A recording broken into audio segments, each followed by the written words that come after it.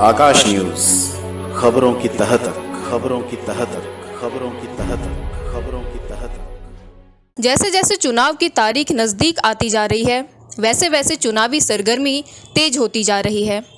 सांसद के पिछले 5 सालों के कार्यकाल का लेखा जोखा अब जनता मांग रही है। आकाश न्यूज़ की टीम ने जनता के बीच जाकर ये जानने की कोशिश की कि आखिर वर्तमान सांसद मनोज तिवारी से वो कितनी खुश हैं। बुराड़ी विधानसभा के केशव नगर में आकाश न्यूज़ की टीम ने जनता से राजनीतिक माहौल क्या है, इसके तहत उसकी राय जानने की कोशिश की।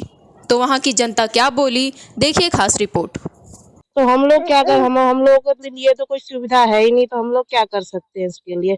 वोट मांगने आते हैं, फिर उसके बाद तो सब बैठ जाते हैं, कोई कुछ नहीं करता है।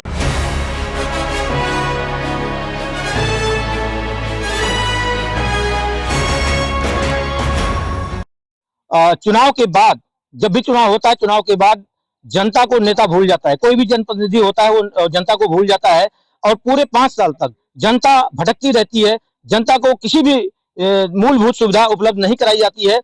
जनता बार बार जनप्रतिनिधि के घर जाती है, लेकिन उसकी आवाज को जनप्रतिनिधि नहीं सुनता है। लेकिन 5 साल बाद जब चुनाव आता है तो जनता को भी मौका मिलता है कि वो अपना हिसाब किताब चुकाए। इसी बात को जानने के लिए हम बुराड़ी के गढ़ी खुसरो में आए हैं। एक केशव नगर है जहां पर पिछले 1 साल पहले डीडीए द्वारा बड़े स्तर पर तोड़फोड़ की गई थी। गरीबों के मकान तोड़ दिए गए थे। तमाम गरीब, इस वक्त हम यहाँ मौजूद हैं, तमाम गरीब यहाँ पर बिना बिजली के, बिना पानी के रह रहे हैं। घर टूटे हुए हैं, कुछ छप्पर में रह रहे हैं और कुछ लोग किराए पर रह रहे हैं। बहुत ही दयनीय हालात में यहाँ की जनता जी रही है। जनता की आवाज को, जनता की बात को जानने के लिए इस वक्त हम यहाँ गढ़ी खुसरो में यानी केशव नगर में आए हुए हैं कि आखिर जब चुनाव आया है तो जनता क्या सोचती है।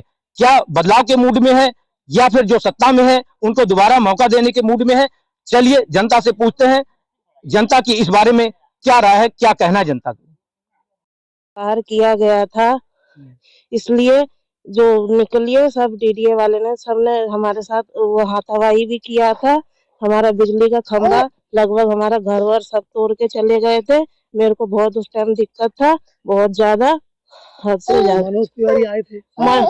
मनोज तिवारी आए थे, लगभग पहले नहीं आए थे, जब तोड़ दिए थे शाम के टाइम आए थे। इससे पहले आते तो कुछ रोकथाम किया जा सकता था। तो क्या लगता है वो राजनीति स्टंट था? वो एक तरह से राजनीति स्टंट था कि इसलिए कि मनोज तिवारी के लिए नहीं वो जाता है।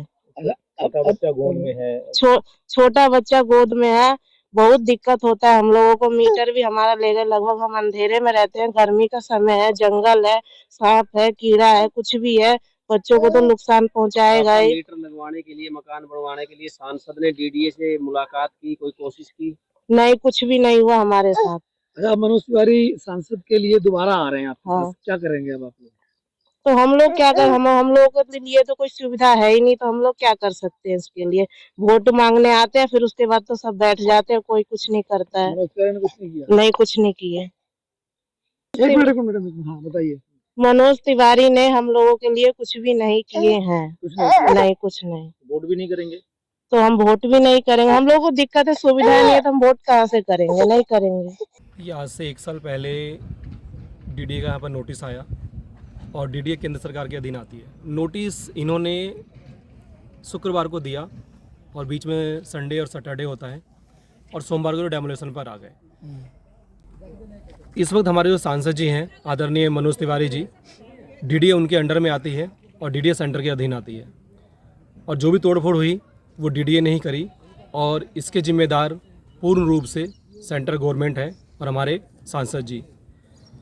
सांसद जी से मैं ये पूछना चाहता हूँ कि जब से वो हमारे बुराड़ी विधानसभा के सांसद बने उन्होंने क्या कार्य किए, क्योंकि जनता को आज तक एक भी कार्य उनके याद नहीं है कि उन्होंने किया क्या।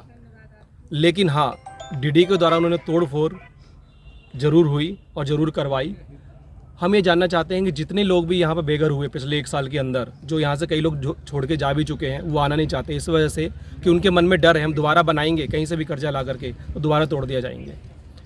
तो हम ये चाहते हैं हमारा जो नुकसान हुआ है उसकी भरपाई कौन करेगा। सबसे पहले मैं इसका जिम्मेदार मानता हूँ डीडीए को। डीडीए जो कि सेंट्रल गवर्नमेंट के अधीन है, उसने 2023 में लगभग इसी मई जून के महीने में हमारे घरों को तोड़ दिया और आज तक हमारे पास इलेक्ट्रिसिटी जैसी बेसिक सुविधाएं भी नहीं है। खरक सिंह केस में सुप्रीम कोर्ट ने गाइडलाइंस दी थी कि जो राइट टू लाइफ का मतलब क्या है उन्होंने बताया था। राइट टू लाइफ का क्या मतलब है? उन्होंने बोला एनिमल की तरह जीना लाइफ टू लाइफ नहीं है। राइट टू लाइफ का मतलब है कि एक ह्यूमन की एक डिग्निटी होती है, उस डिग्निटी को स्टैब्लिश करना राइट टू लाइफ होता है। चमेली सिंह में भी सुप्रीम कोर्ट ने कहा कि राइट टू शेल्टर भी एक बहुत ही इंपॉर्टेंट राइट है जो कि आर्टिकल 21 के अंतर्गत आता है। लेकिन आज ये राइट्स पता नहीं कहाँ चले गए हैं। एमपी साहब हमारे वहां पे आए थे डेमोल्यूशन के बाद, उन्होंने हमें आश्वस्त किया था कि आपकी बिजली लग जाएगी, आपके वहां डेमोल्यूशन फर्दर नहीं होगा। लेकिन हुआ क्या? आज तक हम बिना इलेक्ट्रिसिटी के रह रहे हैं। आप यहाँ पे देखिए कि 2012 का यहाँ पे खंभा लगा हुआ है और हमने इसको 2012 के बाद खरीदा। यहाँ पे 2012 इस खंभे को तो देख के खरीदा। करप्ट कौन लोग हैं? ये जो एडमिनिस्ट्रेशन में बैठे हुए हैं वही ना करप्ट लोग हैं। हम लोग करप्ट तो है नहीं। हमने तो यहाँ पे सुविधाएं देख के खरीदी। यहाँ पे स्टेटस रिपोर्ट जो है डीडीए ने फाइल किया है उसमें वो खुद भी बोल रहा है कि जो जमीन है, जो बाकी घर है, वो सभी इंडिविजुअल के हैं, सभी आम आदमी के हैं, उनपे उनका हक नहीं है। उसके बाद भी हमारा राइट छीना जा रहा है। ये मेरे पास बिजली का बिल है, बहुत पुराना है, हमारे पास आधार कार्ड है, हमारे पास वोटिंग आईडी कार्ड है, लेकिन वोट मांगने हमारे पास लोग आते हैं। ठीक है, सभी पार्टी हमारे पास वोट मांगने आती है, पर जब अधिकार देने की बात आती है, हम लोग यहाँ पे शाम को 7 बजे के बाद हम घर से निकलने से डरते हैं। पेट्रोल फुल करवा के रखते हैं, कहीं कुछ काट ना ले हमें, ताकि हॉस्पिटल जाने की बहुत बड़ी समस्या हो जाएगी। यहाँ पे लोगों के घर में एसी चल रहे हैं, हमारे घर में पंखा तक नहीं चल पा रहा है। आज सभी को पता है कि आज सभी लोग लगभग बिजली पे ही निर्भर है। लेकिन जैसे वाटर, हम लोग कभी किसी घर जाते हैं वाटर मांगने की, एक बाल्टी बहन जी भैया पानी दे दो, एक बाल्टी ये दे दो। हम लोग पानी पीने के लिए भी तरस रहे हैं इस गवर्नमेंट में, या फिर कोई भी गवर्नमेंट है, लेकिन इस समय हम पानी पीने के लिए भी तरस रहे हैं। इसका क्या है उपाय? आप वोट किधर क्या लगता है, अब क्या करेंगे? या परिवर्तन ही मात्र एक उपाय है। परिवर्तन के बिना तो कुछ पॉसिबल नहीं है। लेकिन परिवर्तन अगर हमें हमारे सभी सुविधाओं को पूर्ति कर देते हैं तो हम परिवर्तन करने की नहीं सोचेंगे, लेकिन वो क्या करें, मजबूरी है हमारी, हम क्या कर सकते हैं। वो तस्वीरें आप लोगों की आंखों के सामने आती होंगी। हाँ, कितना ज्यादा उसको याद करके दुख होता है। और अब दोबारा से सांसद साहब आएंगे, वोट मांगेंगे। भैया 1 साल हो गया, अभी तक यहाँ का कोई सुनवाई नहीं है। हम लोग पानी बिना बहुत परेशान है, लाइट भी नहीं, 1 साल हो गया लाइट तक नहीं लगी। हम लोग डीडीए के पास दौड़ रहे हैं, लाइट हमारे दे ही नहीं रहे, ना हमारा मीटर काट के ले गए वो भी नहीं दिए। हम लोग बिना पानी के बहुत परेशान हो रहे हैं, ना टैंकर आता है, ना कुछ आता है, कोई सुविधा नहीं है। हम लोग कैसे रहे? हम लोग का घर भी तोड़ा गया, हम लोग कैसे रहे? हम लोग की कोई सुनवाई नहीं हो रही।